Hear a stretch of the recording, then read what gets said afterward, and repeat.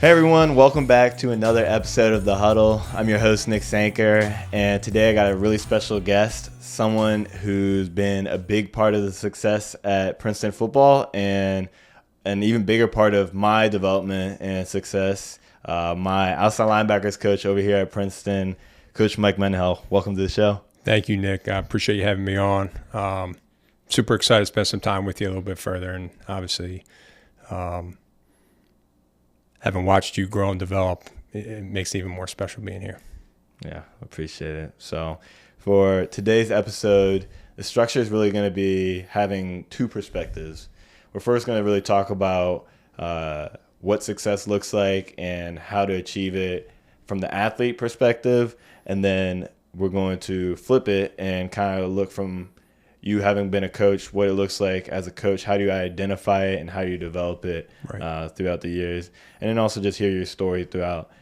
So I figured we jump really into your story as an athlete, where it all started, being a great wrestler and a great football player. Love to hear a little bit more of your story. Yeah, no doubt. Born and raised about an hour south of here, of Princeton, in a small little community called Paulsboro. And, tough little blue-collar town, hard-working community for sure. And I think that's played a big part in who I am and how I grew up. My family, the people I've been around my whole life has really shaped me. And naturally, where I grew up, wrestling and football was a big part of our community. That's what people live for every day. Was football and wrestling where I grew up. So that was kind of natural progression into athletics. I had two older brothers as well who were wrestlers and football players, and we played a lot of different sports. And but growing up in Paulsboro, going to Paulsboro High School, came to realize that football and wrestling were my top two sports at the end of the day, and played multiple sports growing up. But I think it comes down to the people that I was around in high school, my coaches, my teachers, who played a big part in my development. And with me coaching now, looking back where I'm at in my career, I think that kind of played a natural part in me going into coaching. And I know we'll get into that a little bit further. But being around good people who really set a foundation for me as an athlete and a student athlete, to be honest with you, because academics were pushed as well, not only with my family, but with my coaches and my teachers. Was there a certain mentor or person that you really looked up to that you still remember to this day in particular? Yeah. One youth coach I had, Carmel Marina, who was our middle school football coach, I think kind of started that mindset of some toughness, even just growing up in my community, playing football and wrestling. I think the community was just a blue-collar community, and being around tough people who just worked, who were just hard workers and humble people. But yeah, Carmel Marino was my youth coach in football. We had a lot of success.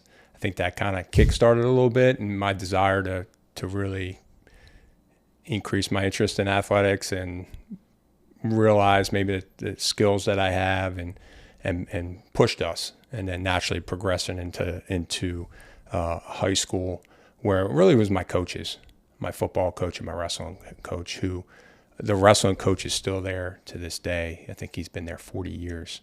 Dang. Coaching wrestling at Paulsboro High School. And then my football coach, who just retired after, I think, 35 years of being the head football coach there at Paulsboro. And I'm still really close friends with them both to this day. Yeah. And it's awesome. I'm coaching here at Princeton. I'm still close to home. Yeah. So I'm able to stay in even closer connection with them being close to me now. So, yeah, it was my head football coach in high school, my head wrestling coach in high school, my youth coach, football coach. And then, obviously my family. I had a really good support system at home with my parents and my brothers and my extended, just my family in general were super supportive. Yeah, and so going through it, you obviously had great success in both. What made you choose football, and kind of what were the different routes that you were looking at potentially going? Right. Yeah, I kind of realized that football was going to be my avenue my junior year in high school. I was a good athlete. I kind of focused on wrestling and football in high school. I played some baseball, but kind of gave that up, and had a lot of success as a sophomore, and then even more success into my junior year. And that's the year you know prospects really get recruited. They really make a jump from sophomore to junior year, and I really made that jump physically, mentally, and that's where I realized, okay, yeah, I think this is a reality of playing college football. I had the size, I had just overall athleticism, toughness. I was a good student, so I knew that I had the academics to pursue some colleges. And wrestling was also something a little bit later in the process that started to come up. Some other schools were entertaining me for wrestling, but I ended up pursuing football and ended up choosing Temple University, and had some other options. NC State was recruiting me very hard there up until the end for wrestling. I did take a visit there. There was a former Paulsboro High School graduate who went to NC State, and there was a connection there through my high school through wrestling, and I think that helped play a part in that and in that avenue. But ultimately chose football and really enjoyed my time at Temple and progressing from there. So yeah, and I remember you mentioned some great players, but who were some of the best players that you went against at your time no there doubt. that were fun to go against? Right. I had the pleasure and an opportunity to play against some really good football players. We were in the Big East at the time when I played at Temple. So that was Miami, Virginia Tech, and UConns of the world. And who else? I can't remember who was in the Big East. There was Rutgers, Temple. But, yeah, it was probably Virginia Tech, Miami at the time that were probably the two more dominant programs. West Virginia was in there. But, yeah, some guys from Miami, from Shockey, tight end out of Miami, to Kellen Winslow, who went to Miami, to Greg Olson as well, was another Miami guy, like a lot of tight ends. Yeah. I was a strong side defensive end, so I always lined up on tight ends. Vernon Davis at Maryland was a beast. And, I had a chance to line up against NFL caliber tight ends almost every week as a defensive end. So that was a lot of fun looking back on it. DeBrickashaw Ferguson out of Virginia was a really good player, first round. I think he was first overall draft pick. Had a chance to play a full game against him every snap, and almost every snap. So, I played against really good competition, and it was a lot of fun. What would you say were some of the biggest ways that you try to push yourself as an athlete and try to grow as an athlete? Were there things that your coaches really tried to work and develop in, or were there other things that you really try to go out of your way to try to develop yourself? Yeah, no doubt. It starts with intangibles, character, toughness, your willingness to work. And I think that's what my coaches were all about in high school, and that's what they preached. And that really sunk in with me early. So I knew how to work. I knew how to get after it. I knew how to weight train. I knew what it took to do a little bit extra, and that's what it takes. And it goes, it's kind of my next thing. It's work ethic, it's intangibles, but you have to go above and beyond. You got to do extra, you for you to be successful. Really separate yourself as an athlete. What else are you doing outside of your general required practices, outside of your general required weight room, right? I was always a guy who was doing extra by myself or trying to bring somebody else along, whether it was field work, running stadiums, pulling a sled, doing drill work, whatever it may be. And back then, things are becoming a little bit more skill development now in the world of athletics in general, along with football. I think it's becoming very skill development, but those are definitely the foundational things, where those intangibles, character, toughness, just your willingness to work, and just doing those extra things that really takes to develop physically, outside of just your general practices. Yeah, exactly. Yeah, that's what and I think I did that to really separate myself and put myself in position to play at a high level. Yeah, I just, that's such a hard thing to remember a lot of times when you already feel exhausted. Yeah. And you're like, I already did this and this and this, Yeah. and just trying to do that, but also just being so busy. Everybody's so busy nowadays, just creating time and space to do that. And even like things like film or really understanding the game and the mental side, because I feel like when you get to college, that's one of the hardest parts for most athletes is the mental side. I don't know if there was a certain part of the game when you got to college that was like the hardest part of the transition for you. Getting to college? Or just like when you got to college, what was the hardest part of that transition from high school game to college game? Yeah. Definitely the speed of the game a little bit and the physicality in which you have to play the game from a play-to-play standpoint. Mm-hmm. You know, high school sometimes you get away with not necessarily taking a play off, but like the physicality of it from play to play can really, just the maturity level of guys and the difference between a 17-year-old and a 21-year-old is there's a difference. There's a huge that 2 to 3 range of players in high school. The range of where the competition is so much greater. When you get to college, everybody's big, strong, fast for the most part. Yep. But in high school, you can have some guys that are not so great. Right. Yeah. I think there was, you realize that, and I had a good program. It also just depends on where you're coming from, what kind of program you're coming from. Physical development, then there's mental development.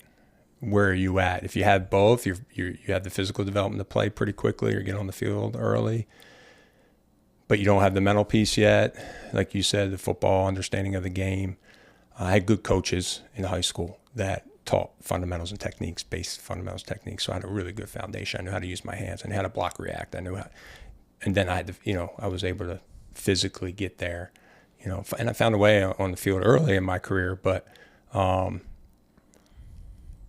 I think the just the speed of the game, the physicality of the game, transition from high school to college, just realizing how good a shape you have to be in, and even just, even being as a coach, trying prospects that you're recruiting and freshmen that are coming in, just really trying to get them to understand that the conditioning you have to be in when you get to the college game. I don't know.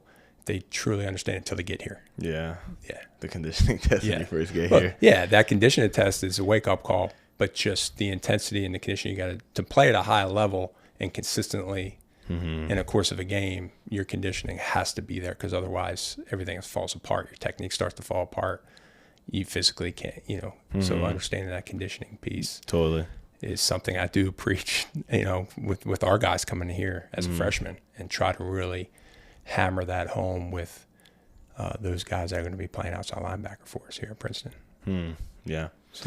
So you ended up playing at Temple and then had some tryouts with some NFL teams and spent some time in NFL Europe. What was that like? Yeah.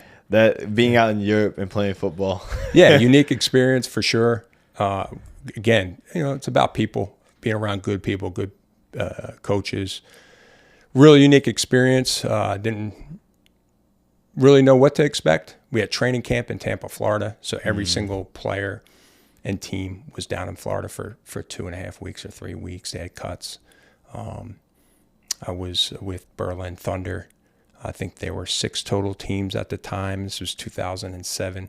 So, and that ended up being the last year they had NFL Europe was 2007. And NFL Europe was around for 15 years or so. Oh, wow. I didn't even know it was I ended up playing in the last season and played defensive end in college. So then they drafted me as a defensive end. 3 weeks, really, sorry, excuse me, not 3 weeks, but 3 days in the training camp, the linebackers coach, who was an 15-year all-pro linebacker, Kirk Ovea, who played for BYU, won a national championship at BYU as a player back in 80, I can't remember what year it was, in the mid-80s or something like that, early 80s. And he was my position coach. And he approached me like 3 days in. He's like, I want to make you a Mike linebacker. I'm like, let's do it. I've always wanted to play linebacker. I actually went to Temple as a linebacker, but they needed defensive ends. And I was like a 3-4 outside linebacker. I was a rush backer. That's what I was out of high school. I was your prototypical rush backer. I was a tweener. I wasn't truly a defensive end. So Temple did recruit me as a linebacker, but they knew I could pass rush or have some edge ability. And we were kind of thin at defensive end. Naturally, I kind of could fall into that place and end up putting my hand in the ground and stuck. at Temple, my hand and ground, but made that transition in Europe to linebacker. And I won the starting job. I started every single game over there in Berlin. Awesome experience. We stayed in a hotel. I think we were over there, about 3 months. Finished up training camp over there and then got the season going. I think we played 8 games, maybe a bye week in between there. A couple of my family members came out a week here and there to spend some time. But it was a grind. I mean, your football season, we played in soccer stadiums over there, which was awesome. Yeah, that was our opening game, we had 30,000 people there in Berlin. We cool. played in Olympia Stadium, was our home stadium, which is famous Olympic stadium there where they hold the track and field events as in addition to soccer over there. So awesome experience. Been around good people. Like I said, my linebackers coach was Kirk Ovea, and awesome person. I'm super close with him now, still to this day. And just at the end of the day, it's people you meet and the relationships you build, and definitely appreciative of that experience and the people that I've become really close with through that. Yeah, totally. And how did you get into coaching from that? How did you transition, and when did you always know you wanted to be a coach after that? Right. Yeah, good question. No, I didn't. No, I wanted to be a coach. I got an accounting degree. I thought I wanted to go in business in some facet. Coaching was very in the back of my mind. I did student coach at Temple after my last year eligibility because I was still working on my degree, which kind of introduced me to coaching a little bit. I was student assistant in 2006, then went to Europe in 2007. After my Europe experience, I came back home and I got a job. I was working I had a government position, a local government job in economic development. I didn't know what I wanted to do, but I needed to get a job. I was living with my mom back home, working, and I started to volunteer coach at my high school, football and wrestling. So I did that for 2 years at Paulsboro High School. Went back to Paulsboro and coached with both my former coaches. That's sick. Yeah, no, it was awesome. And I just got the itch. I, love being around the game, the team atmosphere, the teaching piece. Coach Surace says it all the time. We're educators, and we truly are. That teaching piece, watching young men develop, maximizing their potential, and seeing that is what's rewarding for me. And that's what be honest with you, that's what I enjoy the most about coaching, is being on the field, watching you guys develop in the meeting rooms, working with you from a day-to-day, and our guys here from a day-to-day is a lot of fun. Yeah, because coaching is a grind. I mean, it is. It's what does like your year look like? Like, what is the college football coach reality for those who don't know what it really takes to be a college coach? Well, recruiting never ends. Recruiting is every day of the year, right? That's whether that's an email, a former coach that's texting you about a prospect, to a phone call, a Zoom call, or you're on the road recruiting, right? Even when you're home. So I think it is a grind. The recruiting piece has even heightened even more across the country, not just here at Princeton, but a lot of the recruiting piece has become extremely it's competitive. Yeah, it's super competitive, no doubt. And so that piece never ends. But our yearly cycle is pretty similar, though. For the most part, it's the season grind is a season grind. It's every day for 4 months of the year. So it doesn't matter, if you're sick, especially it doesn't training matter. Camp. Yeah, that training camp grind is no joke. I mean, I just remember seeing you had like a big mattress in your office. Seeing that, you might want to cut that one out. Like, he's ready to go every day, bright and early. I have an hour commute, so so sometimes there's late nights, and you're studying tape. You try to put a game plan together, and you're trying to do it in a short period. So from week to week, you got to move on. Game's over. You could take 24 hours to take a snapshot of what we need to do moving forward, and you're on to the next opponent. Yeah, and you got a short period to prepare and get that plan together in 48 hours or less. Yeah. Not only taking down like what you just did and what you can learn from that, but who is this completely new opponent that we're going against, and how to prepare for them. I mean, it's a lot of work. It's a lot of hours. No doubt. And you try to prepare in the off season to spend that time to really prepare for the season a little bit of self-scout, a little bit of self-study. So that's where, off season, season's a grind. It is. It's 4 straight months. It's every day. It's,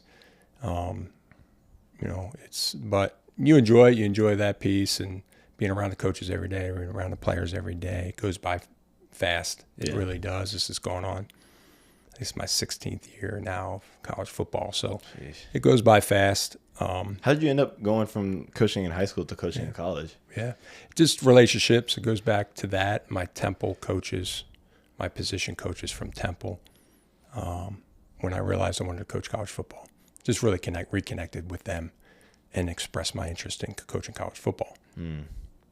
And then it just kind of kicked off from there. And then 2 of my former coaches got hired together at the University of New Mexico. Okay. And so there was new staff there.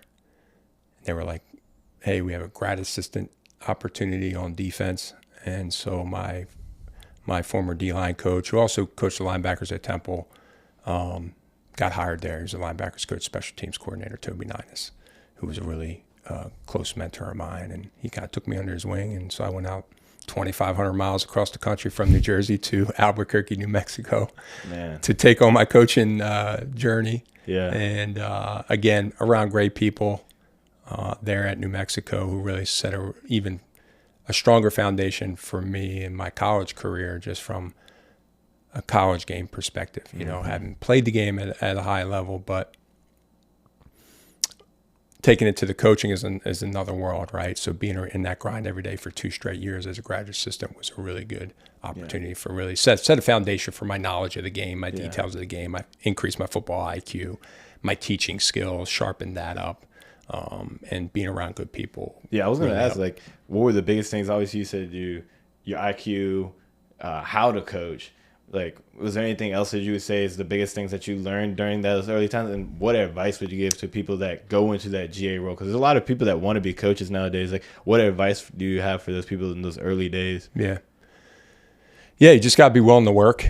You really do. You got to come in. You got to go in with an open mind and just willing to learn and soak it all up more than anything else. I think, just how detailed the game is and how being consistent in your coaching style, to your terminology, to what you start to develop your teaching style or your philosophy in a way. You always have every year the old Coach Mendy's coaching philosophy for the Olds. Yeah, outside linebacker manual, which I go through you guys with every year, right? We fine tune that every year, and I look at that every year, and I fine tune that every year because things change a little bit, whether it's a technique, a terminology, right? We this off season we changed a couple of things up in our way we play outside linebacker here from a terminology or technique standpoint. So you're always fine tuning those things. How can we get better?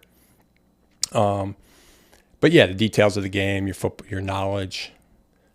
Just being organized, those sort of things. But, for advice of someone who wants to get into college coaching, you got to utilize your network, your resources, the people, relationships that you have through your coaching network, right, to really open up a door, right? And then once that door opens, you got to understand that what we just talked about is, the time that goes into it and the sacrifice that you're making to be a football coach is important, right? You have to go into that mindset and that realization. But it is rewarding, the things we talked about, just the development piece, the teaching piece, being around the game. There's not a day that I work I say work, I'm a football coach, but you love it. Yeah, I love what I do. I love teaching, and that's rewarding. So being a college football coach, and we need coaches. We need good football coaches right now, more than ever, right? The society, the obstacles that we're facing in recruiting, the mindset of young people right now. We need good coaches who are going to instill some of the right intangibles that these young people need. And you mentioned before, like time, right? We're trying to find time in between to do extra work, right? I think we're in the society we're in is we got to instill those intangibles. You know what I mean? And Big time. there's a lot of distractions in the world today, right? For sure. Like the instance of social media, those things, and teaching young people how to block those things out and realize what's in front of you. Like you can't worry about the guy next to you. You can't worry about what's going on social media, right? Like what are you doing every day to prepare yourself, right? A lot of people want to compare themselves to other people. You can't do that, right? I think young people maybe do that or try to get ahead of themselves. Just focus on your development, right? What's your day-to-day look like? And so there's a lot of distractions in the world. I think we need good coaches to really continue to push that. That's actually such a good point. Just like the comparison issues that so many high schools, especially when it comes to recruiting nowadays, everybody's worried about who has what offers and why don't I have an offer from so on and so forth. I've seen that, especially with my siblings as they've gone through recruiting and so on, just that struggle and conflict that they face. But what would you say are some of the other challenges that you face with high schoolers coming in, especially this, like, it seems as if there's almost pre and post COVID with the way a lot of the things that high schoolers struggle with that are slightly unique. What are the biggest challenges that you see today with high schoolers coming into college? Yeah, I mean, naturally, I think some of the things we just discussed there, just understanding you're on your path, and whether it's physical or mental development, right? And having a perspective of that and reality of where you're at in your development. And then I think, the recruiting piece, I think we talked about a little bit, just the patience of the recruiting process to, everything's instant. I think people get ahead of themselves. I was going to say everybody's on a different path. And then the communication piece, right? You say post-COVID, pre-COVID, I think young people got to continue, we're on our phones all the time. Again, it's social media. There's a lot of distractions, right? So being able to look somebody in the eye and have a good conversation and just talk and communicate properly, I think is super important. We can't lose sight of those skills. Even though we're coaching football and we're trying to prepare you for football, those communication skills and be able to look somebody in the eye and have a conversation and carry conversation and just communicate properly, you know, because we're always on our phones. We'll walk past people where our eyes are on our phones. We don't even say anything to anybody, right? So just putting a perspective on that. It's just the world we live in, but you can't fight that. I mean, it's just part of the society we are in. And I kind of come in that I grew up not so much social media. I kind of was right on the cusp of just missing that growing up. I didn't have a cell phone until I was in college, right? I didn't even have text message. I met my wife in college. She text messaged me a couple of days after I first met her. I didn't respond because I didn't have text messaging. She almost didn't call me. I almost didn't meet my wife because I didn't have text messaging. She called me. She finally called me 2 days later. And I picked up the phone. Right. Yeah. Imagine that. No, that would be crazy if you lost your wife because you weren't texting her back, but you didn't know how to text or you didn't have text. Right. That's actually kind of crazy. Yeah, look, that human-to-human connection and sitting here with you. This is a perfect example of that. Mm-hmm. No, that's awesome. I guess what would you say are kind of from the coach's perspective when you're trying to identify talent, some of the things that really help people stand out? Yeah. Obviously, you talked about being great with communication. It's just like something, even a baseline. Yeah, if you're strictly looking at, I'm strictly just looking at video. You're talking about physical stuff. Totally. Right, yeah.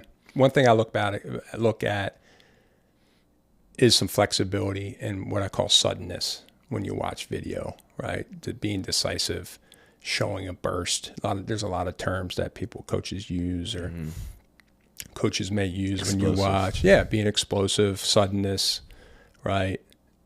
And just, I look at the lower half of people's bodies, regardless of what position you play. What's your ankle flexion and your knee flexion and your hip flexion look like? Are you a knee bender? Can you sink your hips and change direction? those sort of things. And then the physical piece, like, do they have a physical finish?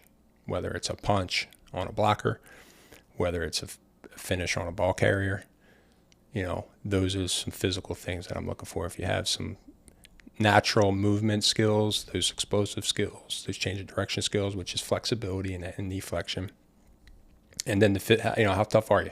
How physical are you? Is something I've definitely tried to pay attention to. If I'm not seeing a physical finish on video in some fashion, I'm going to have to investigate those things. You might have the movement skills, but maybe I need to look at the physical piece. Is he going to punch? Is he going to strike? Because it is a physical game. So you need to see guys do some physical things. The measurements are the measurements. I don't get too caught up in height and weight, but we do have measuring stick and a minimum, maximum, or a minimum of what we're looking for by position. But I think those are the two biggest things for me, are movement skills and the physicality piece. A guy like you came to camp, I had a chance to watch you move. You broad jumped really well, and then you worked your butt off at camp. Yeah, it was one of the only camps I went to. Yeah, like you didn't want to be denied mindset. And that stood out to me. Like, this guy's going to work his butt off to be good. Yeah. And that's what I wanted. And you had the length. I'm like, that guy's going to develop physically. Yeah, I was really skinny for those who didn't You were know. lean, yeah, but you had the frame. Pounds. Right, so we try to project. But you had those movement skills. You had some explosiveness.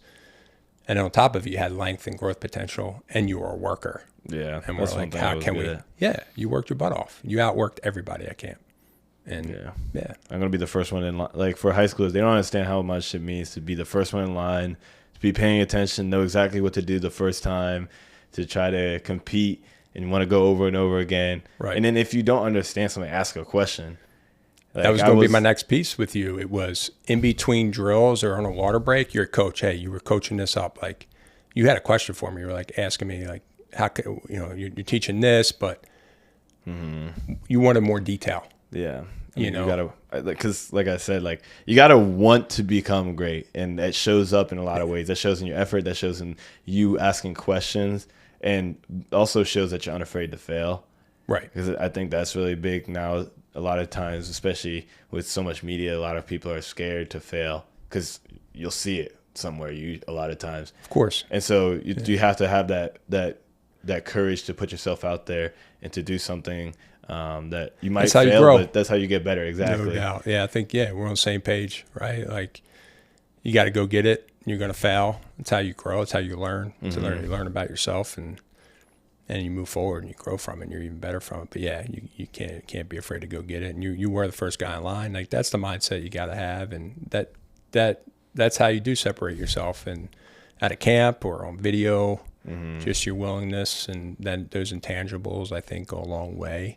I don't think those intangibles are going anywhere. I think coaches still value those things, and they're talked about in the recruiting process heavily. So. Yeah, and it also just shows confidence, which is something when I talk to high schoolers, it's like, walk up to that coach, shake his hands, look him in the eye. That says something about who you are, and they appreciate that because they know you're someone that's confident in who you are and what you're trying to do, that you want to play at the next level. And it's kind of crazy that little things like that can make a difference. It does. Definitely does. I mean, especially if you're comparing two prospects who may be equal in talent or some other characteristics that we're evaluating. But that guy had a little more energy. That guy wanted to be there. He wanted. He was up front. He came over, shook your hand. Yeah. It's a guy that's hungry. I think you got to be hungry. You do, and that's what coaches are looking for. And so. Yeah. And I guess the last question I have is just like, what are some of the biggest areas that you try to develop players, and the way that you do that too? What's important to you in terms of helping athletes when they get to college to when they leave, that you're like, I want to help them get better in these kind of ways? Yeah. It's technically and just, general football IQ and understanding. I do try to, as a teacher, as a coach, I try to approach every day and be consistent in that. So when I walk in the room, I'm going to be a consistent person every day, right? And I think that's important. Having an environment and just a consistent environment helps speed up that learning process. and being consistent in your terminology, being consistent in your drill work, being consistent in what you're doing from a day to day. Because if you're jumping around a little bit, that's where you're not building those habits that you need to build to get better, right? And Coach Terry talks about be good at being boring, right? Well, sometimes that gets boring when you're doing the same thing over and over again, or saying the same word over and over again. But that's what really sinks in, right? Like if you can talk my language as a player, talk a coach language as a player, that means I'm doing my job in some ways, right? Like if you can say really understand concepts and communicate that well. Correct. Yeah, that means we're being consistent and that's sinking in to you. So in the game, that it becomes second nature a little bit. So I definitely try to be consistent. And our whole coaching staff, not just in the outside linebacker room, but the whole coaching staff being consistent on how we do things from a practice to, Coach Serace's practice schedules, weekly schedules. Being consistent, I think, helps enhance that development piece. But, as a coach, as a position coach, it's the techniques and fundamentals as an outside linebacker. That's my position that I coach, right? So that's my specific area. So I really want to study that. And how do we improve on those things to be successful as an outside linebacker? Whether it's using our hands, pass rushing, eyes, hands, and feet, right? Eyes, hands, feet, and hips. I say eyes, hands, and feet, but I add the hips, right? But it is a game of eyes, hands, and feet. So developing, reading our keys, playing the game with your eyes. I didn't realize how important the eyes were until probably a year or two ago. Right. It's where it starts. It's actually kind of crazy how important it is having your eyes on the right spot, like pre-snap especially, and how much that impacts. It does. Where you just doing your job correctly. Yeah, it impacts your first step, right? And then if you don't have a good first step, then you're playing catch up, and then you have to, So no doubt, it's definitely. And you're fifth year senior, right? So you're still trying to play the game with your eyes, right? You're still trying to be good with your eyes and have my eyes before the ball snapped. Yeah. Particularly at our position, and everybody wants to have their eyes in the backfield. Yeah. I mean, it's natural, particularly as a high school player. When they get here, you got to defeat the block first. Looking for the ball. Yeah, you're trying to find the ball. You're trying to make a play where you're getting your butt kicked. Yeah, you're getting blown off the ball because your eyes are in the backfield, right? So, yeah, I mean, it's those little things, eyes, hands, and feet. Is definitely something as you talked about. I try to coach that every play. Where are your eyes? Where are your feet? Right, and then what's your hands? What's your hands like? Whether it's pass rush, whether it's defeating a block, that's the game. Those physical skills got to take over. Coach Corey's weight room got to take over. Your natural physicality needs to take over, right? And your natural ability needs to take over. But my job is to train your hands, train your feet, train your eyes, give you the tools and the techniques that you need to do, whether it's setting an edge, whether it's pass rush, whether it's a pass drop, right? I've coached pretty much. I mean, we tweak things from year to year a little bit, but not much. A zone drop's a zone drop. That's pretty much the same. Pass rush techniques are pretty much the same. We might add a wrinkle to it or something a little bit different. So those are things I definitely focus on. Just being consistent, training those hands, eyes, and feet. Well, I guess the actual last question that I have is, what is one of your favorite stories or memories since your time coaching at Princeton? Ooh, that's really good. Man, that's tough. I haven't put any thought into it. Put me on the spot a little bit.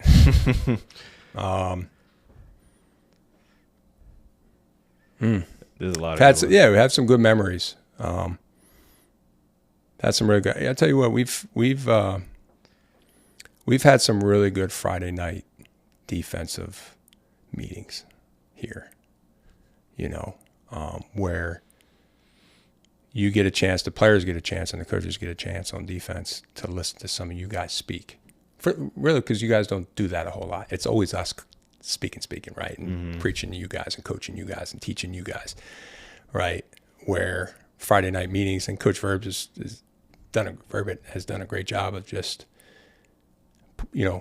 changing how we do those Friday night meetings a little bit with Coach White, myself, Coach Henderson, and giving you guys an opportunity to own some of that, whether it's you guys doing signals, guys getting up there just talking about leadership, what it means to them, program. So in general, I know naturally you want to go to a season where you went undefeated, which we had here, or a certain game or something like that, or a certain moment in a game. But I go back to the meeting rooms and you guys being around each other and watching you guys speak. Like Matthew Jester spoke one year. I think it was maybe at Harvard Week, and it was incredible. Like the coaches were blown away by Matthew Jester and a guy like Mike Rutland to Trevor Forbes, guys like that who, who are maybe 4th or 5th year seniors, and they're up there speaking. You're like, dang, this guy gets it. Right. And those are what stick out to us, I think, as coaches. And I think a lot of coaches would probably agree. Like those are the moments that you're like, yeah, that's why cool. I coach. Yeah. That's really cool. You just see them grow up. Yeah, correct. Yeah, you see their development from freshman year, sophomore year, junior year, and then they're up there and speaking in front of the defense. And you're like, damn, yeah, this is awesome. Yeah, so that's really cool. Yeah, good memories. Friday night meetings. Yeah. Friday night defensive meetings. Yeah. Yeah. Well, I appreciate you making it out. This was really cool to hear, and all like the different kind of from the coach's perspective, but also just hear the things that you care about, your stories some more, and just hearing things like what matters to a coach, and just remembering, because it's so hard to remember that they were just like another person just like you who get excited about things and care about things. You just say, this is your coach, he does this and this and this, but just to come together and have a good, cool conversation. As the human aspect of it. Like you said, we get caught up in the day-to-day grind of coaching. Just going through it. And we don't even sit sometimes. And I know we do some good things here where we get one-on-ones with you guys, right? Yeah. As a coaching staff, which I think is important, to sit down and just have a good, and just talk, right? Because we don't get that a lot. We do in between and practice there for 5 minutes and say what's up. But no, I really enjoyed this. And it's been a pleasure just to watch you develop here, man. It's crazy that you're a 5th year senior and this is it. And so 4 more weeks. But got 4 more weeks to get after it. Yeah. So, well, thanks again, Coach Min. Yeah, Nick. Appreciate it. My pleasure. Cut.